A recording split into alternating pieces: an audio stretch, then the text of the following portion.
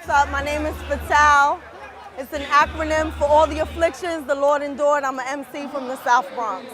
I was a very young little girl and I heard the South Bronx Boogie Down Productions, and that was it. I fell in love with hip hop during a time when there was a lot of adversity.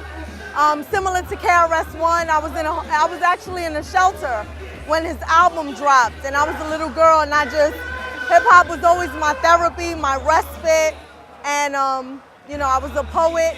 Started about 9, 10 years old, and I began to rhyme my poetry. My cousin was part of the ladies of the 80s, Sugar Hill Gang, and when I heard her, I started to just rhyme some of my poetry books, and I said I could do this too, and I just kept it going.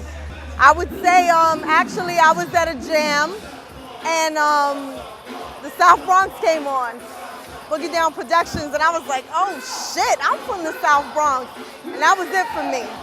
And the other time was when I was at my cousin's house and I found her rhyme book.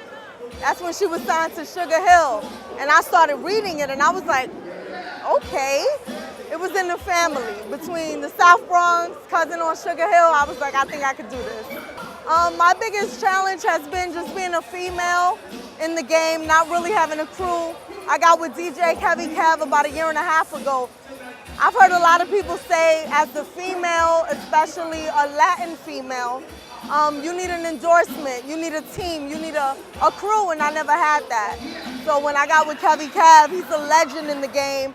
Things just began to happen, and you become a little more credible instead of just kind of, oh, I can rhyme, you know?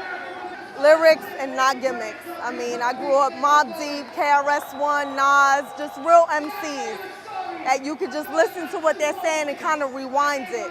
And that's kind of what I want to do. I want to rep the females and just really have a message and not just a beat.